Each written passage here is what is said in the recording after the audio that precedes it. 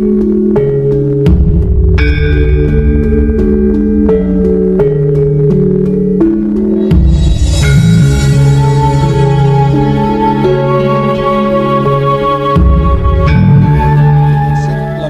kepada wong edan bagu soal fakta sejarah yang sesungguhnya bagian kedua. Lanjutan dari konten video yang berjudul Wangsit Leluhur kepada wong edan bagu soal fakta sejarah yang sesungguhnya bagian ke-1. Para kadang kinasuku sekalian, agama dan pemerintahan pertama ada itu di Nusantara kita, di NKRI yang sama-sama kita cintai ini. Dan itu adalah para amiluhur hebat kita sendiri. Jadi, jangan bangga pada agama impor dan mengagumi pemerintahan luar, apalagi membudayakannya, lalu menghina warisan leluhur kita sendiri dan menganggap sesat.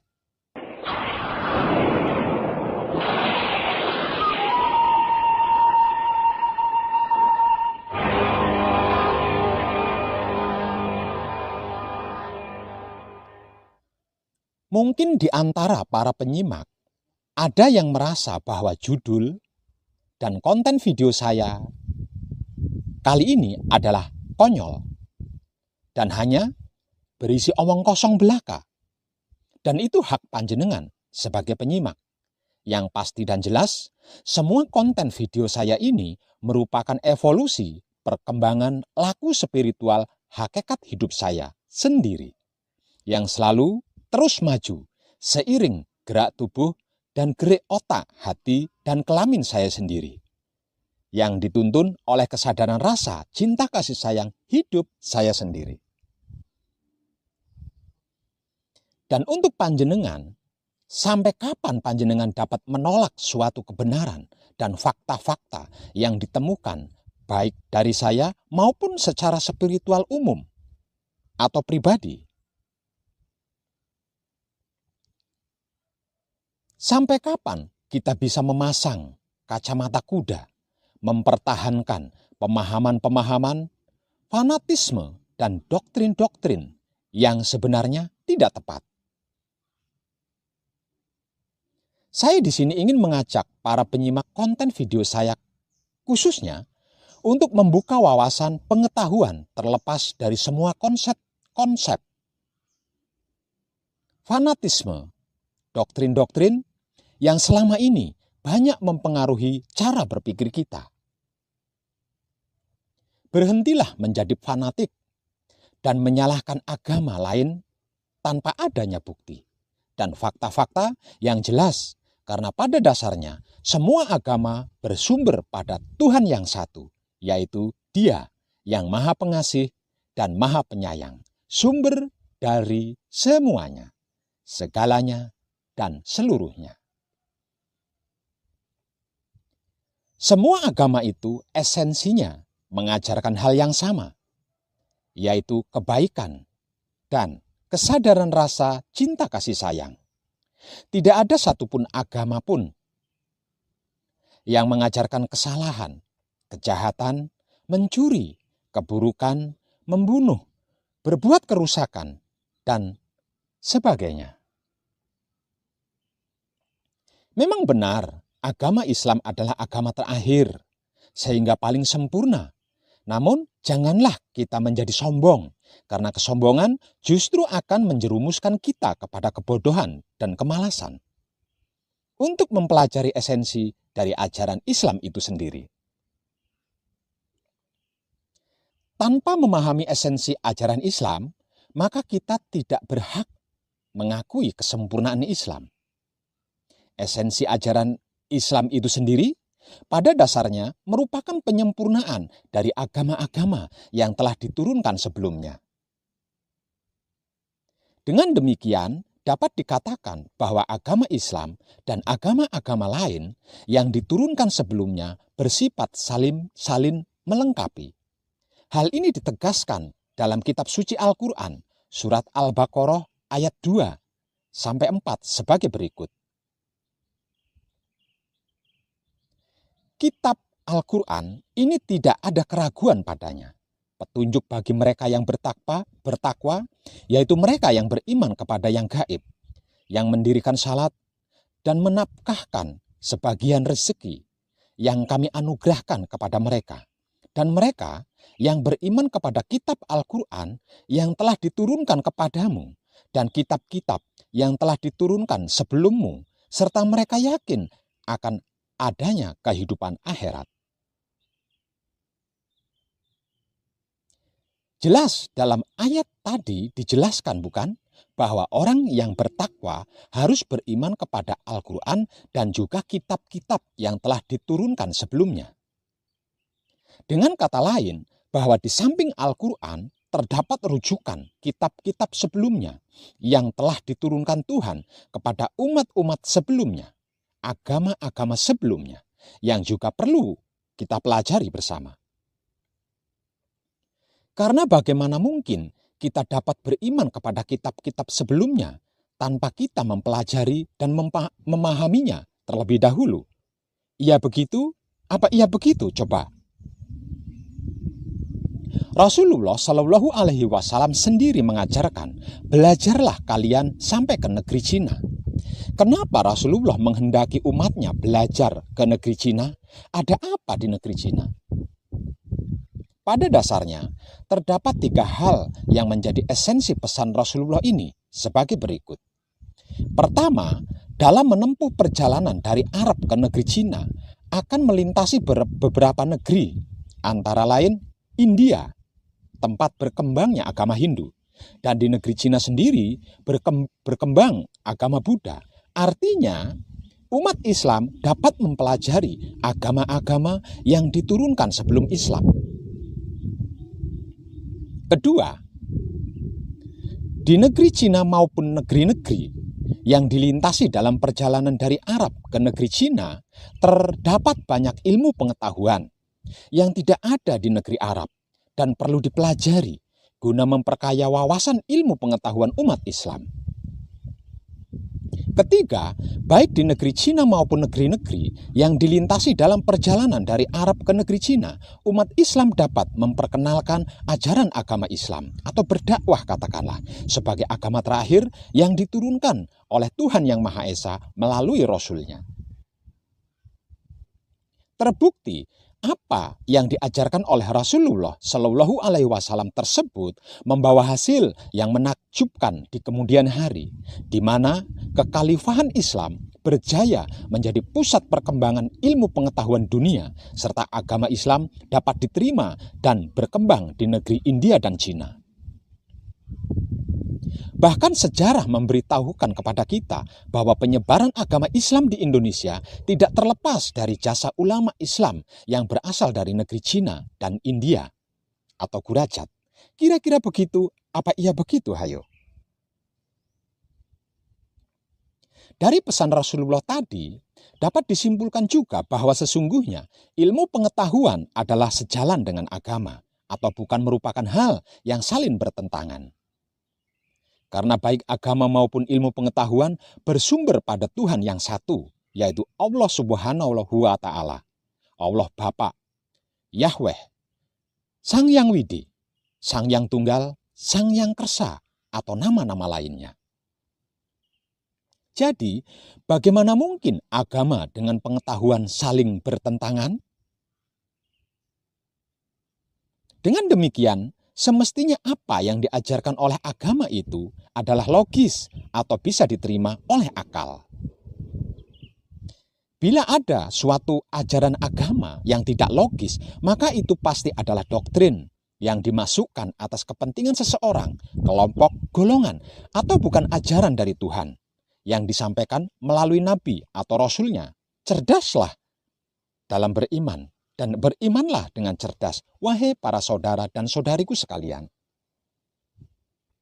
Pertanyaannya, pertama yang mungkin ada di benak penyimak terkait dengan topik sejarah agama adalah sejak kapankah agama itu ada? Jawaban paling mendasar merujuk pada kitab suci Al-Quran dan Alkitab lainnya adalah sejak Adam dan Hawa diturunkan ke bumi.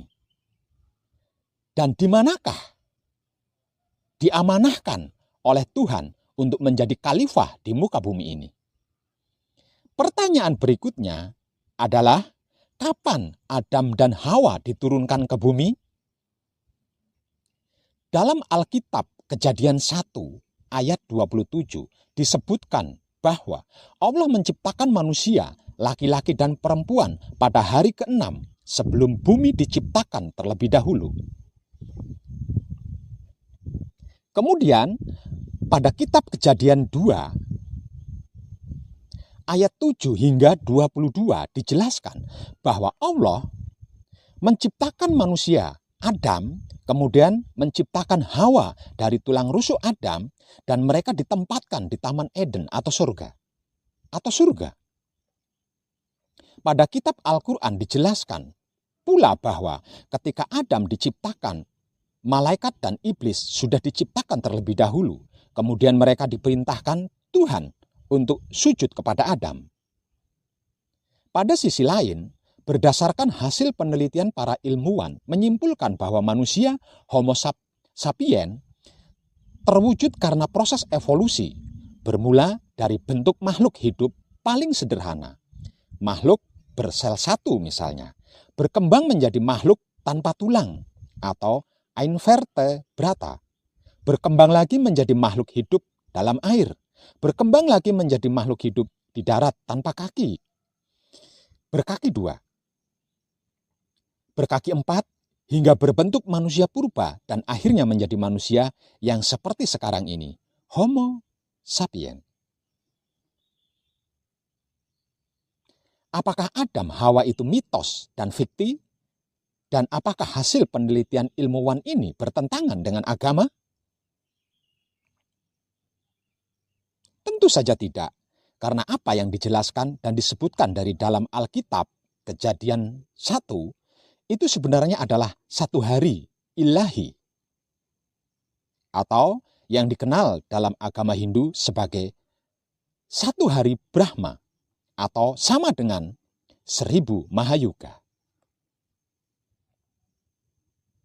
Dengan mengacu pada perhitungan yang pernah saya informasikan dalam konten video tentang zaman awal peradaban bangsa bumi, bahwa 1 Mahayuga sama dengan 43.800 tahun. Maka satu hari Brahma adalah sama dengan 43,8 juta tahun. Jadi, bila dalam Alkitab dijelaskan bahwa manusia, laki-laki dan perempuan diciptakan pada hari ke-6 sebelum menjelaskan bahwa manusia, Homo sapiens, baru ada dalam kurun waktu 262,8 juta tahun sejak bumi terbentuk. Bumi sendiri terbentuk melalui proses evolusi alam semesta yang memerlukan waktu sangat panjang sejak alam semesta awal diciptakan. Dengan demikian, sebenarnya semua bentuk fisik yang ada saat ini tidak seketika tercipta, namun melalui proses evolusi hukum alam yang menjadi ketetapan dari Sang Pencipta itu sendiri. Pertanyaan selanjutnya adalah, di manakah Taman Eden atau surga atau sorga, tempat awal Adam dan Hawa ditempatkan? Dalam Al-Quran dijelaskan bahwa ketika pertama kali Adam diciptakan, Tuhan memerintahkan malaikat dan iblis sujud kepada Adam. Atau dengan kata lain, Adam pernah berada pada satu tempat bersama para malaikat dan iblis. Dengan ini, apakah Taman Eden atau sorga atau surga itu di bumi? Tentu saja bukan. Karena pada penjelasan lain dalam kitab suci disebutkan bahwa Adam dan Hawa diturunkan ke bumi ini karena melanggar perintah Tuhan ketika masih berada di Taman Eden atau sorga atau surga. Mungkin di antara penyimak merasa bingung terhadap apa yang dijelaskan dalam Alkitab khususnya antara kitab Kejadian 1 yang menyebutkan bahwa Allah menciptakan laki-laki dan perempuan pada hari ke-6 setelah penciptaan langit dan bumi, tumbuhan dan hewan, serta segala isinya, sementara pada kitab Kejadian 2, lanjutan dari kitab Kejadian 1, menyebutkan bahwa manusia, Adam dan Hawa diciptakan setelah hari ke-7 dan mereka ditempatkan di Taman Eden atau surga. Mana yang benar? Manusia diciptakan pada hari ke-6 atau setelah hari ke-7? Dan tenang.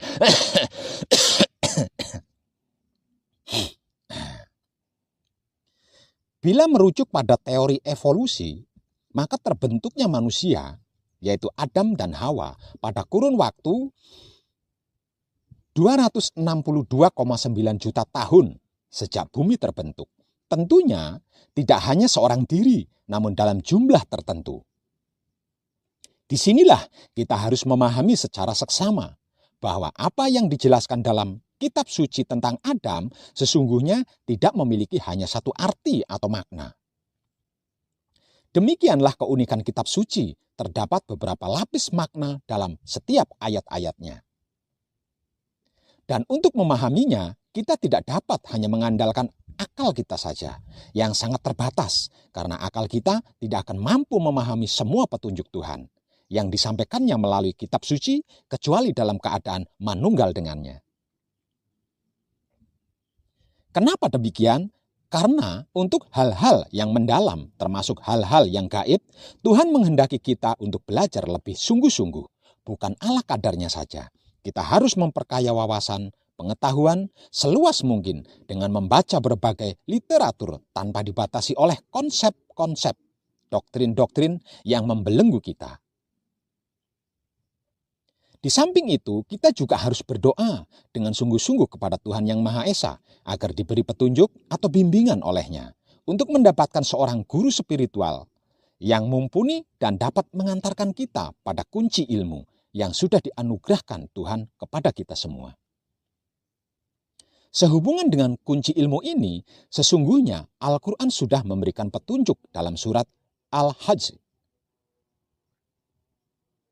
ayat 46 sebagai berikut. Maka apakah mereka tidak berjalan di muka bumi, lalu mereka mempunyai hati yang dengan itu mereka dapat memahami, atau mempunyai telinga yang dengan itu mereka dapat mendengar, karena sesungguhnya bukanlah mata itu yang buta, tetapi yang buta ialah hati yang di dalam dada. Pada ayat ini dijelaskan bahwa manusia memiliki hati yang dianugerahkan Tuhan untuk memahami. Sekali lagi saya tegaskan, hati untuk memahami. Tuhan tidak mengatakan otak atau akal untuk memahami, karena hatilah kunci dari semuanya. Hatilah kunci hubungan kita dengan Tuhan. Sebab itu saya sering wanti-wanti, jagalah kebersihan hati, jangan sampai ternodai dan termelekati. Karena melalui hatilah Tuhan akan memberikan petunjuk kepada kita semua. Bagaimana cara menggunakan hati kita? Inilah yang perlu kita pelajari secara seksama dan memerlukan bimbingan dari seorang guru spiritual yang mumpuni terkaitnya. Kita kembali ke topik. Beberapa hal yang saya jelaskan berikut ini memang tidak dapat ditemukan dalam kitab suci manapun.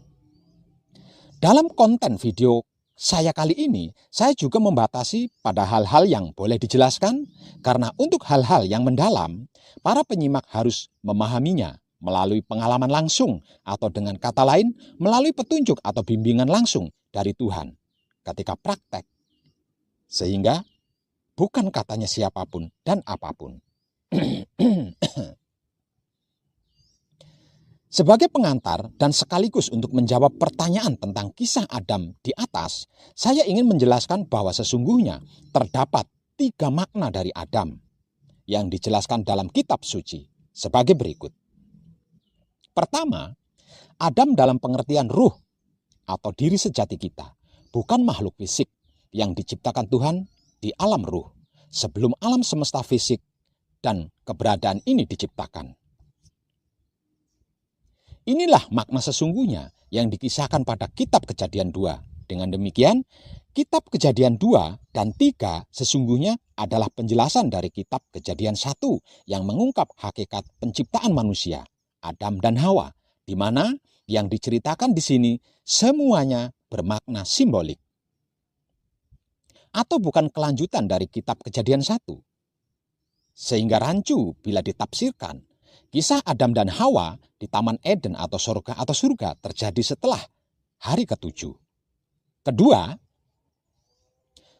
Adam dalam pengertian manusia atau makhluk fisik yang terbentuk melalui proses evolusi. Dalam hal ini tidak merujuk pada satu orang karena terbentuknya manusia Homo sapiens sekaligus dalam bentuk jamak. Inilah yang dijelaskan pada kitab Kejadian 1. Tuhan menciptakan manusia laki-laki dan perempuan pada hari ke-6.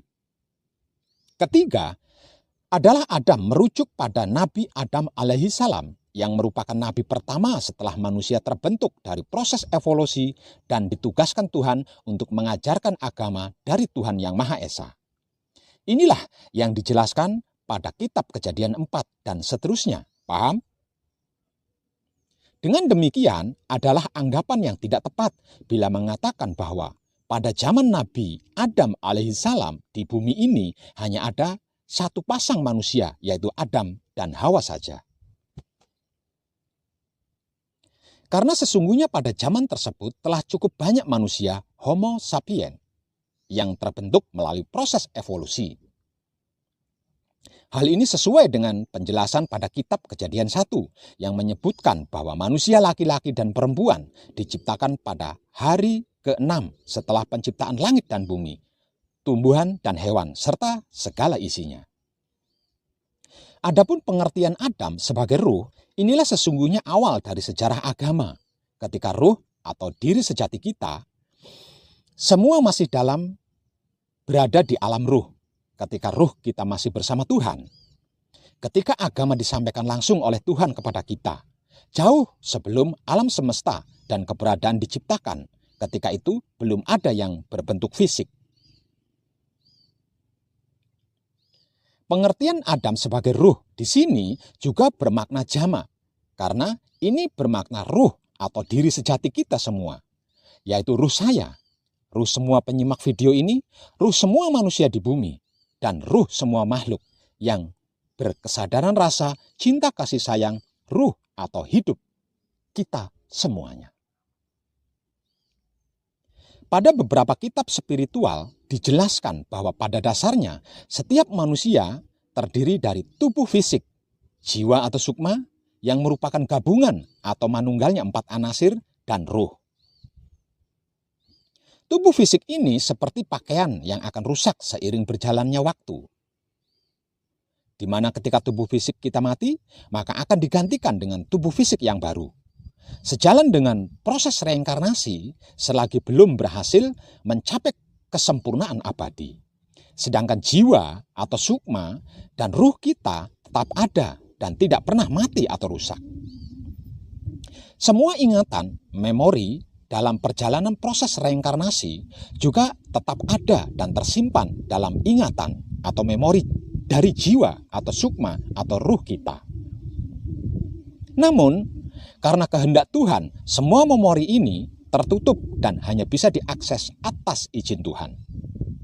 Tentang hal ini, saya sudah menjelaskannya pada konten video yang berjudul tentang reinkarnasi. Perihal ruh atau diri sejati kita ini termasuk bagian dari rahasia Tuhan. Sebagaimana dijelaskan dari Al-Quran pada surat Al-Isra ayat 85 sebagai berikut. Dan mereka bertanya kepadamu tentang ruh. Katakanlah, ruh itu termasuk urusanku dan tidaklah kamu diberi pengetahuan melainkan sedikit. Kepada ruh termasuk bagian dari rahasia Tuhan. Kenapa ruh termasuk bagian dari rahasia Tuhan? Ini disebabkan di dalam ruh atau diri sejati kita terdapat percikan zat Tuhan. Dalam beberapa buku spiritual menyebutkan ruh kita sebagai atma. Pada beberapa aliran kepercayaan disebutkan bahwa barang siapa yang dapat mengenal ruh atau diri sejatinya, maka dia akan mengenal Tuhannya. Sehingga terdapat konsep manunggaling kawula Gusti atau manunggalnya antara hamba dengan Tuannya. Namun perlu saya ingatkan agar penyimak berhati-hati dalam memahami konsep ini, karena sesungguhnya ruh atau hidup atau diri sejati atau atma berbeda dengan Tuhan Yang Maha Esa, Sang Pencipta. Dengan demikian, bila ada orang-orang yang mengaku sudah makrifat mengenal Tuhan, apalagi mengaku sudah manunggal dengan Tuhan, pastilah mereka telah keliru jalan dan cara. Karena yang dianggap sebagai Tuhan oleh mereka adalah ruh atau diri sejati atau atmanya sendiri. Memang terdapat beberapa orang yang atas izin Tuhan Yang Maha Esa, mereka diperkenankan untuk mengenal percikan zat Tuhan yang ada di dalam ruh atau diri sejatinya. Nah, inilah sesungguhnya tingkatan spiritual tertinggi atau pencerahan yang dapat dicapai oleh sang hamba atau manusia.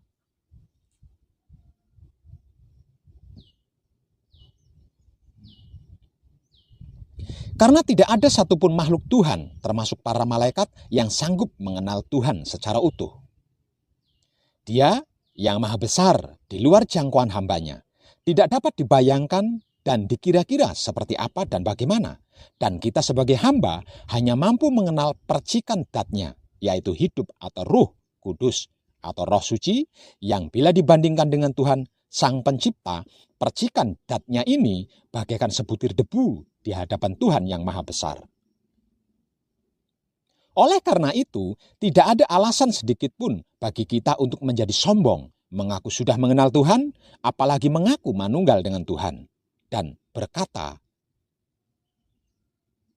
"Ana hak," atau "akulah kebenaran." Ini jelas pemahaman yang tidak tepat. Namun, bagaimanapun, ruh atau hidup atau ruh suci atau ruh kudus atau diri sejati kita adalah suatu yang diistimewakan atau sesuatu yang istimewa, karena ia adalah bagian dari ruh Tuhan, dan Tuhan menganugerahkan yang istimewa ini kepada kita, yaitu percikan dari zat Tuhan. Sebagaimana dijelaskan dalam Al-Quran surat Syad ayat 72. Maka apabila telah kusempurnakan kejadiannya, Adam atau ruh atau diri sejati manusia, kutiupkan kepadanya ruhku, maka hendaklah kamu tersungkur dengan bersujud kepadanya. Lalu seluruh malaikat-malaikat itu bersujud semuanya. Demikianlah, meskipun hanya kepada percikan zat-Nya, malaikat-malaikat bersujud kepada percikan zat-Nya yang ada di dalam diri sejati kita sebagai manusia hidup. Inilah keistimewaan manusia yang dianugerahkan oleh Tuhan dengan percikannya, dengan percikan zat-Nya. Adapun perihal jiwa atau sukma yang lebih dikenal dengan sebutan 4 anasir atau sedulur papat atau kawula, pada dasarnya merupakan mediator antara ruh atau hidup dengan tubuh fisik. Sebagaimana ruh, jiwa atau sukma ini juga berbentuk non-fisik atau termasuk hal yang gaib. Saya tidak ingin menjelaskan secara rinci pengetahuan tentang jiwa atau sukma dan ruh atau hidup, karena hal ini merupakan pengetahuan yang harus dialami langsung oleh para penyimak atau para pelaku. Tidak bisa katanya apapun dan siapapun. Di mana kuncinya sudah saya berikan secara langsung maupun melalui informasi konten video dan artikel di internet, yaitu wahyu pancagaib yang dilakukan dengan menggunakan sifat dan sikapnya wahyu pancagaib itu sendiri, tersebut wahyu pancalaku atau iman. Namun sebagai gambaran umum, sesungguhnya jiwa atau sukma inilah yang ketika tubuh fisik kita meninggal akan mengalami siksaan neraka atau mendapatkan anugerah surga sesuai dengan amal perbuatannya masing-masing pada saat masih hidup di bumi. Sedangkan yang kembali kepada Tuhan adalah ruh atau hidup kita. Demikianlah penjelasan singkat tentang ruh atau hidup dan jiwa atau sukma. Kita kembali ke topik, kita lanjutkan kisah Adam dalam arti ruh. Kita ketika masih di alam ruh, alam di mana Taman Eden atau surga berada. Di sana kita diberikan berbagai kenikmatan dan keistimewaan oleh Tuhan. Sehingga dalam kitab suci disimbolkan sebagai Taman Eden atau surga. Namun kemudian terjadilah peristiwa yang menjadikan awal dari segalanya, yaitu ketika ruh atau hidup kita semua melanggar perintah langsung dari Tuhan. Dalam kitab suci disimbolkan sebagai memakan buah kuldi karena tergoda oleh bujuk rayu iblis. Mungkin bila di antara penyimak yang peka dapat merasakan di hatinya terdalam, ada suatu rasa dan perasaan sedih dan rindu sewaktu menyimak apa yang saya informasikan ini. Itulah ingatan dari ruh atau hidup kita ketika masih berada di alam ruh atau Taman Eden atau surga atau sorga. Sejak itulah dan karena kesalahan ruh kita sendiri, maka kita lari dari hadapan Tuhan. Jadi bukan karena diusir oleh Tuhan. Kemudian karena Tuhan tidak dapat memaksa kita untuk kembali bersamanya, maka diciptakanlah alam semesta dan semua keberadaan ini yang ditujukan sebagai sarana bagi kita semua untuk belajar menyadari semua kesalahan kita agar dapat bersedia kembali kepadanya. Demikianlah begitu besar cinta kasih sayang Tuhan kepada kita semua, sehingga Dia menciptakan segalanya hanya untuk kita. Melalui alam semesta dan keberadaan inilah semua makhluk dapat belajar untuk memahami kebesaran dan cinta kasih sayang Tuhan, menyadari semua kesalahannya, berserah diri kepada Tuhan, dan memilih Tuhan di atas segalanya untuk dapat kembali kepadanya. Di alam semesta ini, semua makhluk belajar melalui proses evolusi dan reinkarnasi, dan berlaku hukum sebab akibat atau hukum karma. Setiap kali kita berbuat sesuai dengan perintah Tuhan, maka kita akan menerima manfaatnya. Sebaliknya, setiap kali kita melanggar perintahnya, maka kita juga akan mendapatkan ganjarannya.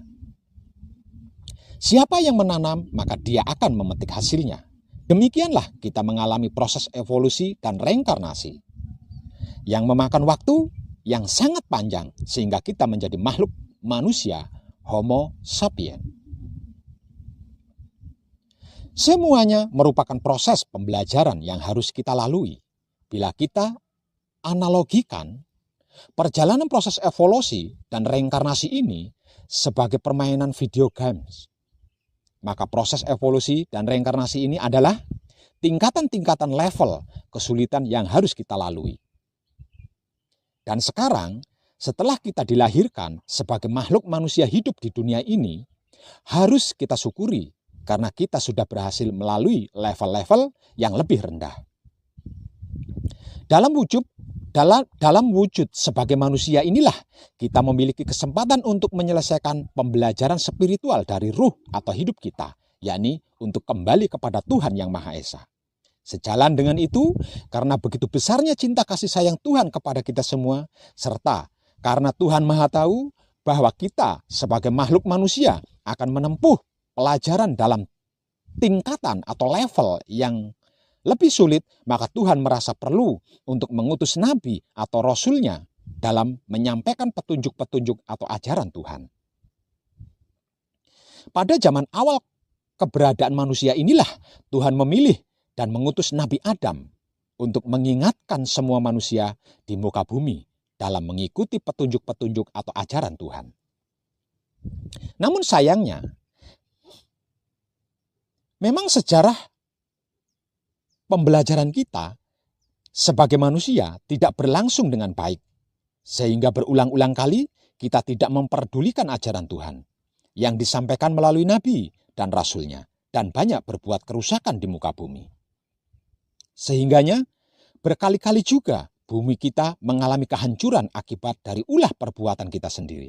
Inilah yang dikenal sebagai siklus Mahayuga, yaitu siklus dimulainya hingga berakhirnya peradaban manusia atau kembali ke zaman primitif. Sekarang ini kita sudah memasuki siklus Mahayuga terakhir. Inilah kesempatan terakhir kita untuk menyelesaikan proses pembelajaran spiritual kita. Pada siklus Mahayuga terakhir ini, Tuhan yang Maha Pengasih dan Maha Penyayang tidak hanya menurunkan nabi dan rasulnya, namun Tuhan juga mengutus apa yang disebut dengan avatar. Apakah itu avatar? Dalam beberapa kitab spiritual dijelaskan bahwa avatar adalah manusia atau makhluk fisik, penjelmaan dari Tuhan. Namun sekali lagi saya katakan bahwa Tuhan adalah maha besar dan tidak ada satu makhluk pun yang dapat membayangkan kebesaran dan kemahakuasaan Tuhan. Oleh karena itu, saya lebih setuju menggunakan istilah bahwa avatar adalah wakil langsung dari Tuhan yang memiliki kedudukan tinggi di hadapan Tuhan, lebih tinggi daripada dewa-dewa, makhluk suci apapun, bahkan lebih tinggi dari malaikat-malaikat agung yang diturunkan ke bumi dalam wujud makhluk fisik. Dalam kitab Suci Weda, avatar ini disebut sebagai penjelmaan dari Dewa Wisnu. Dalam hal ini terdapat kerancuan terhadap penamaan Dewa Wisnu, karena Wisnu bukanlah dewa, melainkan nama simbolik dari avatar, yang merupakan wakil langsung dari Tuhan Yang Maha Esa dan memiliki kedudukan jauh lebih tinggi di atas para dewa-dewa. Sebagaimana telah saya jelaskan dalam catatan saya, dalam video saya, dalam konten video saya, tentang zaman awal peradaban bangsa di bumi, bahwa dewa adalah makhluk Tuhan yang menempati alam dimensi yang lebih tinggi dari kita, sehingga mereka usianya bisa mencapai ribuan tahun. Namun mereka juga sama dengan kita masih dalam tahap belajar untuk kembali kepada Tuhan Yang Maha Esa dan juga masih terikat pada siklus reinkarnasi. Artinya, kita yang dilahirkan sebagai manusia saat ini bisa jadi pada beberapa kehidupan sebelumnya atau past life pernah menjadi dewa. Kita kembali kepada topik, merujuk pada kitab Suci Weda, avatar pertama yang diturunkan Tuhan ke muka bumi adalah Matsya Avatar yang diturunkan pada awal zaman Setia Yuga dalam siklus Mahayuga terakhir. Diperkirakan sekitar tahun 39.644 sebelum Masehi. Dasar perhitungannya dapat disimak pada konten video saya tentang zaman awal peradaban bangsa bumi, atau dalam Alkitab disebutkan sebagai zaman Nabi Nuh. Pada masa itu, Matsya Avatar dibantu oleh Nabi Nuh mengajarkan agama pertama dalam siklus Mahayuga terakhir. Dengan demikian, terdapat jarak waktu yang sangat panjang, lebih dari 2 miliar tahun, antara Nabi Adam yang diturunkan pada siklus Mahayuga pertama hingga Matsya Avatar. Sehingga dapat dikatakan bahwa Matsya Avatar inilah yang menurunkan agama pertama di muka bumi. Seperti yang pernah saya informasikan dalam konten video saya tentang zaman awal peradaban bangsa bumi, bahwa tempat asal Nabi Nuh sebelum terjadinya peristiwa banjir besar adalah di bumi Nusantara kita ini. Dengan demikian, agama pertama yang diturunkan, Matsya Avatar, dibantu oleh Nabi Nuh, berlokasi di bumi Nusantara, NKRI kita ini, yang dikenal sebagai ajaran Surayana. Adapun esensi dari ajaran Surayana sesungguhnya hampir sama dengan yang diajarkan sejak zaman Nabi Adam, yaitu monoteisme atau percaya kepada Tuhan Yang Maha Esa. Pengenalan kepada Tuhan Yang Maha Esa, perbaikan akhlak atau budi pekerti dan cinta kasih sayang karena bersumber pada Tuhan Yang Maha Esa. Pasca peristiwa banjir besar, ajaran Surayana ini menyebar ke seluruh penjuru dunia dan menjadi anutan banyak orang, khususnya di wilayah India dan bumi Nusantara, hingga memasuki akhir zaman Treta Yuga.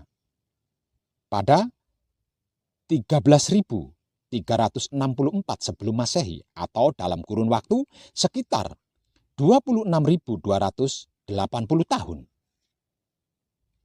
Dalam kurun waktu tersebut tercatat sebanyak 5 kali lagi avatar diturunkan ke bumi setelah Matsya Avatar atau Prabu Sindu, guna menjaga kemurnian esensi ajaran Surayana. Kemudian pada akhir zaman Treta Yuga, pada 13.364 sebelum Masehi, Tuhan menurunkan avatar ketujuh yang bernama Sri Rama yang diceritakan dalam kisah Ramayana. Pada zaman avatar Rama ini, peradaban manusia diperkirakan telah menguasai teknologi tinggi, lebih tinggi dibandingkan dengan teknologi yang ada saat ini.